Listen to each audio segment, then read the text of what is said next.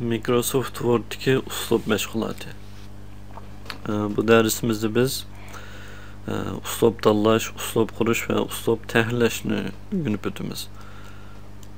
Bunun biz yanında əməli misal arqılıq görəyli. Biz tekstki nisbeten har xil xaslıqlarını tanışashni öyrəndik. Mesela xat nusxası, xatning uslubi, cho'ng kichikligi, buni to'g'irlash deganga o'xshash. Shundaqla buni xat nusxası dialogramkasini tanlashni o'rgandik. Ondan ma'lum bir abzasning tekstini tanlashni o'rgandik, ya'ni xasligini belgilashni. Hamda normal ahvolda bir hujjatda bir qancha xil abzas xasliqlari bo'ldi. Odatda butunlay bir xil uslub bilan, ya'ni xasliq bilan bir hujjatni yoki dokumentni tugatolmaymiz. Masalan, bu hujjatni misolga olsak, buningda bir mavzu bor. Bu mavzuning xati tom xat nusxasi, shundaqla xat nusxasi cho'ng, ondan o'ttirg'i to'g'irlangan. Endi bu yerda bir boshlanma ikki qur tekst. Bu xat nusxasi tuvandagi xat nusxasi bilan o'xshash, ammo bu tom qilingan. Ondan chuqur bu o'ng'i to'g'irlangan. Uningdan keyin bu yerda asosiy tekst, ya'ni mutlaq ko'p qism tekstlar mush xil formatda yoziladi. Uningdan keyin qaraydigan bo'lsak, bu yerda yana nomer qo'yilgan, birinchi, ikkinchi deganga o'xshash bir qism mazmunlar bor ekan. Bu yerga yana normal tekst, bu yerda yana nomer qo'yilgan tekst. Oxiriga kelganda bir qisturma izohat bor ekan. Bu izohatni odatda boshqaroq uslubda yozsak bo'ldi. Yani bu maqolaga qo'shimcha qilingan. Yani bu qo'shimcha mazmunni ayrim uslubda qilsak bo'ldi. Shundan qaraganda buninkida 1, 2 asosiy tekst bilan 3 boshlangandagi bu ikki qurul bilan 4 mavzu bilan 5 xil abzas xasligi bor ekan. Endi biz bularni tanlagan vaqtimizda bir qatimlam tanishadigan narsalar bo'lsa, bu ketib boradi. Navada buningga o'xshash mavzu yoki ninjiga o'xshash bir qancha takrorlangan mazmun bo'lsa, biz buni bir-birlab tanishash, takror mashg'ulot. Bu bizga avvalchilik. Garchi cho'tkin ishlatgili bo'lsa-mu, bu avvalchilik. Navada maqolamiz nihoyat uzun bo'lsa, başdaki bir mazmunning formatini ko'chirib, oxirdagi bir mazmunga ekildigan ish bo'lsa, bu bizni xilla qiynab qo'ydi. Endi mushundaq ahvol ostida navada biz mushu tanışgan abzas xasliqlarimizni ma'lum bir yerga saqlab qo'yib, lozim bo'lganda tanlab ishlatasak, bu bizga nihoyat qulayliklarni olib keldi. Amaliyotda Wordda bu iqtidor oldin ta'minlangan. Buni biz uslub deb ataymiz. Ya'ni uslub deganimiz bir top format yoki xasliqlarningki jug'lanmasini ko'rsatadi. Bu oldin saqlab qo'yildi, lozim bo'lganda shuni tanlab ishlatalaymiz. Endi bu uslub rayini qaraydigan bo'lsak, bu yerda oldin ta'minlangan bir turkum uslublar bor. Masalan, normal tekst, tema, birinchi darajalik tema, ikkinchi darajalik tema, mavzu deganga o'xshash har xil uslublar berilgan. Lekin bu uslublarning hech qaysisi uyg'urcha uchun tuzilmagan. Buningki xat nusxasi toz normal ko'rinmaydi. Cho'ng kichiklikka deganga o'xshash. Endi biz kerak bo'lsa o'zimiz uslub qurib ishlatsak bo'ldi. Endi qurilgan uslublarning hammasi mushu yerga saqlanadi. Biz lozim bo'lganda tanlab ishlatsak bo'ldi. Ya'ni tanlagan vaqtida xohlagan birisini çeksek, bu uslub tanlanib mushu tekstga amillashadi. Endi bu yerda biz normal tekstninkini tanlagandan keyin bu tekstimiz xat nusxasi boshqa o'zgarib ketdi, yo'linish so'ldan o'ngga to'g'rilandi deganga o'xshash. Buning uchun biz normal kun uchun o'zimizningki uslublarni tayyorlab olsak, texmo qulaylik ham hujjatimiz nihoyat chiroyli chiqadi. Biz Ctrl Z asli qaytarib o'tdim. Yangidan bir uslub qurib ko'raylik. Uslub qurish uchun biz bu asli yo'nalgan strelkani bosamiz. Bu yerdan uslub qurish deganni tanlaymiz. Bu vaqtda bizga uslubningki nomini nima deb quyishini so'raydi. Biz buningga asosli tekist deb ism qo'yaylik.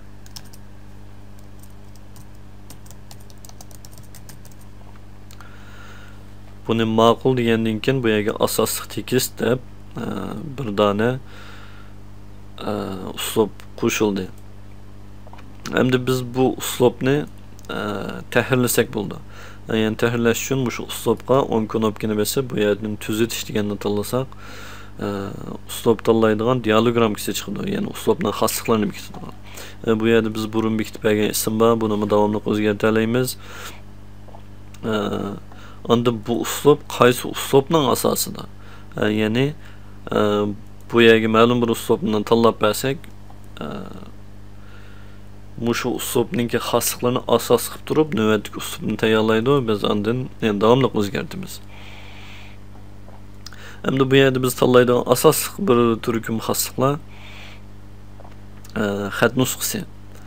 Bu yerda biz o'xshashlar o'xshamagan xat nusxasi uchun o'xshamagan xat nusxasini o'xshamagan tillar uchun o'xshamagan xat nusxasini tanlab beramiz. Masalan, latincha yozuq uchun bu xat nusxasi yoki Arial deganga o'xshash bu xat nusxasi turaversin. Ondan Osiyocha buningga sun'iy xat nusxasi. Buni ayrim tanlab beramiz. Ondan bu xat nusxalarining har biriga ayrim xoslik belgilaymiz uslub. Tom, yanto, as-siziq deganga o'xshash. Ondan buningga rangini xohlagancha belgilab beramiz. Ondan bu aralash yozuqlar. Bu yerda ko'zi tutilgani murakkab yozuqni ko'rsatadi. Bu Uyg'urcha, Arabcha deganga o'xshash yozuqlar. Buningga Uyg'urcha xat nusxasi. Shunday o'xshamagan tilga o'xshamagan xat nusxasini tanlagan vaqtimizda ondan hamma yozuqlarni normal chiroyli ko'rsatamiz. Biz buni ko'rishga qulayroq, ya'ni unumini ko'rish uchun bu latinchaninki rangini ko'k rangga aylantirib qo'yaylik. Latinchadagisidan ko'k rangda ko'rinsin. Biz bir turkum asos xosliqlarni tanishdik. Endi buni ma'qul deb saqladik. Uyg'urcha xatmi ko'k bo'lib ketibdi.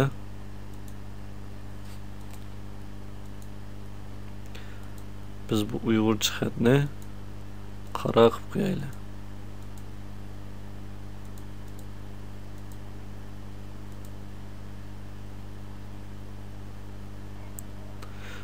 Bu xatning rangi hammasiga o'rtaq bo'lib ketadi ekan. Buni bir xillam tanlaylik. Bizningki uslubimiz boshqa uslubdan jiq farqlanmaydigan bo'lib qolibdi. Biz buningki xat nusxasini boshqa xil xat nusxasiga o'zgartiraylik. Tuzatish, aralash,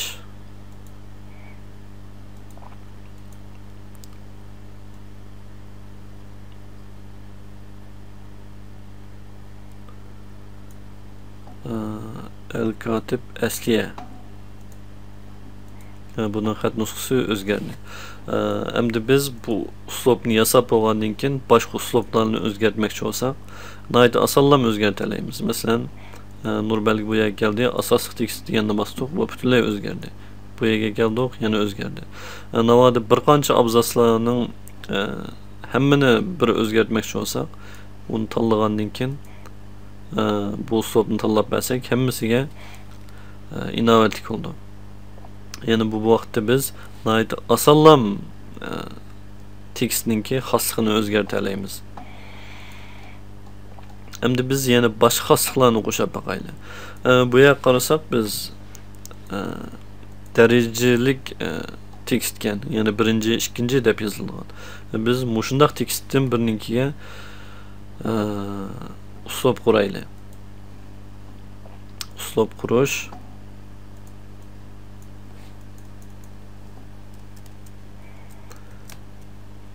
derecelik tekst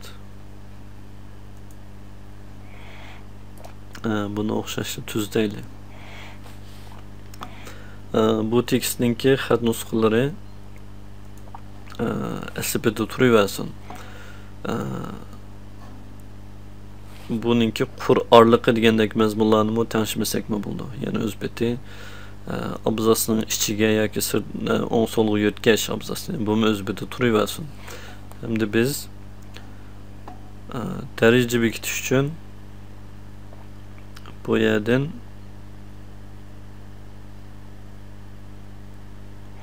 numara selish buni tanlaymiz. Onundan keyin qandaq shakldagi daraja, ya'ni chikitlik ulamdi yoki tirnoq bilan ulamdi deganga o'xshash. Biz tirnoqlik darajani tanlaylik. Ondan ma'qul desak, buningga o'xshash ko'rindi. Ma'qul. Qaraydigan bo'lsak, bizningki hamma tekstimiz birinchi, ikkinchi deb biz bekitgan shu xoslik bo'yicha bo'ldi. Endi biz bu yerdagi yana bir tekstni mush darajaningki xosligiga yo'tkamoqchi bo'lsak, xosligini bu yerga yo'tkamoqchi bo'lsak, o'xshash bu yerga kelib buni bir tanlasak bo'ldi. Endi bu yangidan boshlanib ketibdi. Buni cho'qim qaytadan boshlash deganni tanlab qo'ysak, ya'ni birinchidan boshlanib mengayveradi. Mana. Birinchi, ikkinchi deganga o'xshash. Yani biz bu yerda ikki dona xoslikni bekitib oldik. Endi bunda xoslik bekitishning yana bir aloyligi qanday desa, biz navoda bir uslubni bekitib, bu uslub ko'ngildagidek bo'lmagan bo'lsa, yani bu xat nusxasi biroz tom ko'rinib qoldi ekan. Buni inchikroq, yani aslikroq xat nusxa qaytarmoqchi bo'lsak, buni qayta hammani tanishishning hojati yo'q. Biz faqat bu uslubni o'zgartirsak ham hammasi asli keldi. Masalan, aralash tekist xat nusxasi al-katib to'g'ri. Buni tanladik. Ma'qul degandan keyin bizningki burunqi bu asosiy tekist degan uslubda tanlagan tekstlarimiz hammasi, yani buningki xat nusxasi o'zi avtomatiklan o'zgardi.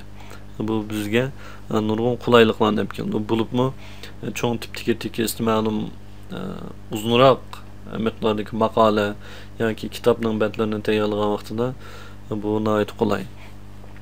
Navoda biz o'zimizga kerakli uslublarning hammani bu yerga qo'shib yasab olib, undan keyin tekst tahlasak, biz nihoyat tez suratda, nihoyat jiq hujjatlarni nihoyat qulay holatda tahlilab chiqa olamiz. Biz navbatda uslubningki asosiy bir qancha xosliklarni amaliy qo'lsilib ishlab ko'rdik. Amaliyotda bu uslubning ichida tanishadigan mazmunlar xili ko'p. Ehtiyoj bo'lganda bularni tanishsak bo'ldi. Bu asosiy tanishadigan qismidan boshqa bu yerdagi belgilash deganni tanlasak, bu yerda xat nusxasi, bu biz burun ko'rib o'tgan xat nusxasi xosliklarini ko'rsatdi. Buning hammani bekitgan oldi. Undan keyin abzas. Bunun biz burun ko'rib o'tgan abzas xosliklari. Buni mu shu yerdan tanishib belgil oldi. Yani bir uslubning ichiga shu xat nusxasi, abzas, undan betgo'j, girvak, yani tekstning atrofiga har xil siziqlarni ilish. Buning rangini har xil belgil oldi. Cho'ng kichiklikka deganga o'xshash. Bu xoslikni belgilab belgil oldi. Ondan til, ramka, yani bu ramka deganimiz navbatdagi tekstningki boshqa tekst bilan bo'lgan munosabati, yani ayrilib turamdi o tekstning orasida turamdi, cho'ng kichikligini muqim belgilab beramdi yoki avtomatik olamdi deganga o'xshash. Bu xosliklarni bekitib belgil oldi. Undan boshqa numara selish, buni biz buni ko'rib o'tdik. Ondan tizlatma knopka, yani knopka taqsimni ma'lum knopkalarga bekitib qo'yib, biz bu uslubni shu tizlatma knopka orqali nihoyat tez suratda ishlatalaymiz, yana mouse ishlatmasakmi. Ondan tekst unumlari. Bu tekstga har xil soya yoki uslub girvaklarni chiqarib rasm shaklidaroq ko'rsatgan xosliklarni ko'rsatdi. Bularning hammani bir dona uslubga tanlab belgiladi. Biz bu orqali tekstimizga lozimliq har qanday xosliklarni uslubning ichiga saqlab, uni keyin lozim bo'lganda tanlab ishlatalaymiz. Uslubga munosabatlik mazmunlar mushu yerda tugadi.